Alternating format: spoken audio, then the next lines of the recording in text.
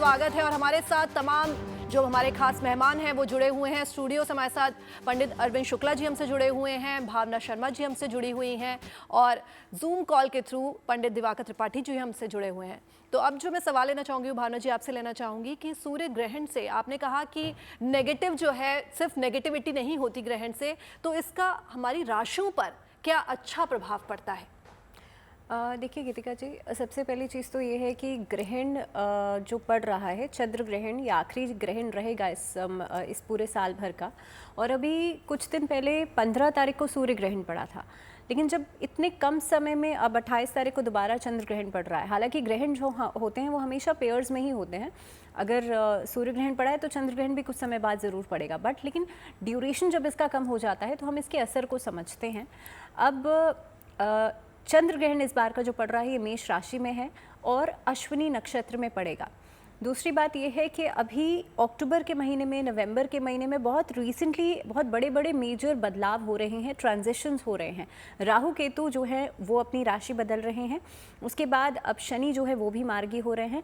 तो अगर मैं ओवरऑल इम्पैक्ट को समझूं या ओवरऑल ग्रह गोचर की स्थिति को समझूं तो जाहिर सी बात है राशियों के ऊपर इसका गहरा प्रभाव पड़ेगा।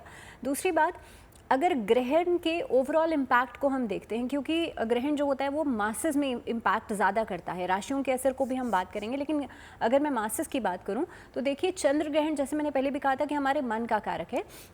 And how this moon is actually affecting us, क्योंकि शरद पूर्णिमा का दिन चंद्रमा हमारे बहुत करीब होता है। चंद्रमा वैसे भी जब ग्रेविटेशन पुल देता है तो समुद्र के अंदर हाई टाइड्स आती हैं और जो हमारा शरीर जो 70% पानी से बना हुआ है, जाहिर सी बात है हमारे मन के अंदर भी बदलाव आते हैं, हमारी बॉडी में जो वाटर है वो भी फ्लक्चुएट करता है। दूसरी बात, आप देखेंगे नॉर्मली भी जो पागल खाने होते हैं उसमें सबसे ज़्यादा सुसाइडल केसेस पूर्णिमा तिथि के दिन ही रिकॉर्ड किए जाते हैं, और उसका एकमात्र कारण ये है कि पूर्णिमा तिथि के दिन हमारा जो मन होता है उसमें कई सारे बदलाव आते हैं। इसी के लिए एकादशी का व्रत जो है वो 4 दिन पहले, पूर्णिमा तिथि से 4 दिन पहले रखा जाता है। तो ये बात तो बिल्कुल क्लियर है कि चंद्रमा का कनेक्शन सीधे सीधे हमारे मन से हो जाता है। दूसरी बात कि इस समय के अंदर वैसे भी अगर मैं नॉर्मली भी बात करूं तो ग्रहण के अंदर साइकोलॉजिकल इफेक्ट्स बहुत ज़्यादा होते हैं। मान लीजिए एक मन में भी भ्रम है कि भाई ग्रहण है तो कुछ नेगेटिव होने वाला है, और ये खास तौर पे प्रेग्नेंट लेडीज़ के ऊपर ज़्यादा होता है। अगर मन में कुछ नहीं भी है तो कई सारी जगहों से आपको ये सारी एहतियात बरतने के लिए कहा जाता है, आप ये नहीं करें, आप वो नहीं करें। और बच्चा जो है आपकी बॉडी से अम्बिलिकल कॉर्ड के थ्रू कनेक्टेड है, तो कहीं ना कहीं पे साइकोलॉजिकली एक नेगेटिविटी आपके दिमाग में आ रही है। तो आपको इस समय पर कोशिश करनी चाहिए ज़्यादा से ज़्यादा आप सकारात्मक रहें।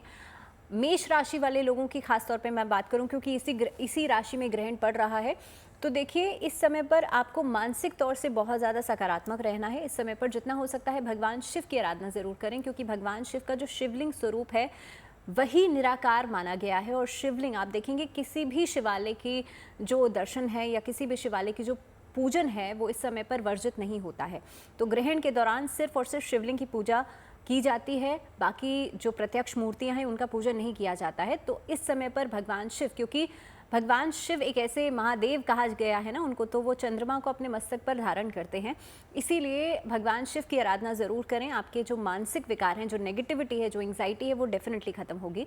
आप नमः शिवाय का उच्चारण कर सकते हैं। इसके अलावा आपको कोई भी मंत्र नहीं समझ में आता तो आप ओम का उच्चारण कर सकते हैं, नहीं तो आप चंद्रमा के मंत्रों का उच्चारण कर सकते हैं। तो ये सभी कुछ मंत्र हैं जिसका आप उच्चारण करेंगे तो डेफिनेटली आपको मानसिक तनाव से मुक्ति मिलेगी, आप इस समय पर स्ट्रेस से फ्री रहेंगे। दूसरी बात, पंडित जी बता रहे थे अभी कि खीर के अंदर आप तुलसी डाल दीजिए। तो देखिए हर एक चीज़ का अपना एक लॉजिक होता है। बिल्कुल सही बात है कि तुलसी क्यों डाली जाती है। तुलसी त्रिदोष मानी गई है आयुर्वेद के अंदर, आपके जो वात पित्त और कफ की समस्या होती है उससे आपको मुक्ति दिलाती है। तुलसी वैसे भी हमारे हिंदू धर्म में बहुत ही पूजनीय एक पौधा माना गया है। दूसरी बात, अगर हम बात करें, क्योंकि शरद पूर्णिमा की तिथि से ही कार्तिक मास की शुरुआत भी हो जाती है, जिस दिन से कार्तिक स्नान किया जाता है, तो कार्तिक का महीना अपने आप में भगवान विष्णु के लिए बेहद खास होता है, उनके पूजन के लिए खास होता है।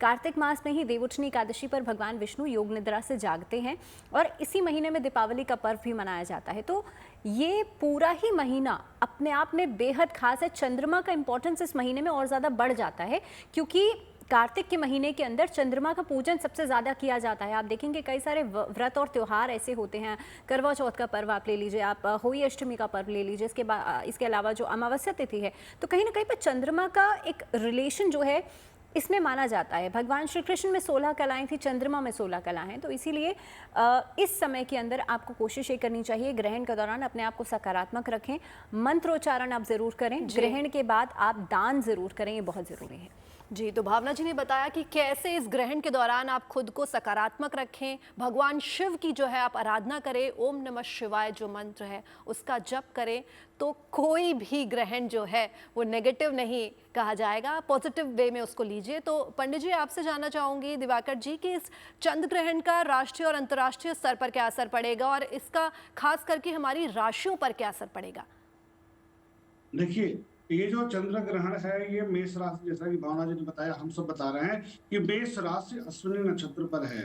तो जो मेष राशि से रिलेटेड राष्ट्र के नाम हैं, जैसे अमेरिका हो गया या अन्य राष्ट्र जो चेचन्या है, चिली है, तो इनसे रिलेटेड जो राष्ट्र के नाम है वो, और दूसरी राशि जो प्रभावित हो रही है वो हो रही है तुला राशि, जिसमें र अक्षर भी आता है, रूस भी आता है। तो देख रहे हैं वर्तमान में जो दो विरोधी धड़े सामने आए हैं, अमेरिका और रूस। दूसरी बात कि ईरान, इराक, ई अक्षर वाले, अ अक्षर वाले और र अक्षर से रिलेटेड जो भी राष्ट्र हैं, अर्थात मेष राशि और तुला राशि, इससे रिलेटेड जो राष्ट्र हैं उनको बहुत संभल करके अंतर्राष्ट्रीय स्तर पर कोई भी निर्णय लेना चाहिए। और इसमें विवाद की स्थिति, अब चूंकि मंगल सेनाध्यक्ष का कारक ग्रह है, सूर्य के साथ है, राहु से दृष्ट है, केतु के साथ है, ऐसे स्थिति में विस्फोटक पदार्थों का ज्यादा प्रयोग होता दिखाई दे रहा है। और बार बार इससे पहले भी कार्यक्रम में हम लोगों ने स्पष्ट किया था कि जब जब इस तरह की स्थितियां बनती हैं तो उसके नजदीक जाएंगे तो आतंकवादी दुर्घटनाएं हो जाए, आग से बड़ी क्षति हो जाए या अंतर्राष्ट्रीय स्तर पर युद्ध का माहौल बन जाए। ऐसे योग बनते हैं और ऐसा ही बना है, उसके प्रभाव में देखा जाए।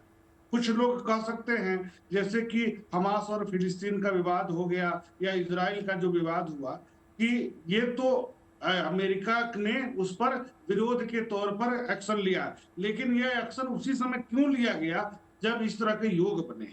इसका कारण है कि वो प्लेटफॉर्म तैयार करते हैं, ग्रहों का प्रभाव जरूर पड़ता है, इसका जरूर ध्यान देना चाहिए अंतर्राष्ट्रीय स्तर पर। रही बात राष्ट्रीय स्तर की, बात करेंगे तो 2 दिन के बाद राहु का परिवर्तन हो जा रहा है एकादश भाव पर। तो भारतीय दृष्टिकोण से राहु का परिवर्तन बहुत सकारात्मक हो जाएगा। तो इन युद्धों में भी, इन तनावों में भी भारत की भूमिका बहुत अहम हो जाएगी, बहुत सकारात्मक हो जाएगी। एस्ट्रो तक ऐप पर आपको मिलेगा भविष्य से जुड़े हर सवाल का जवाब। डाउनलोड कीजिए एस्ट्रो तक ऐप और चुटकी में जुड़िए इंडिया के बेस्ट एस्ट्रोलॉजर से।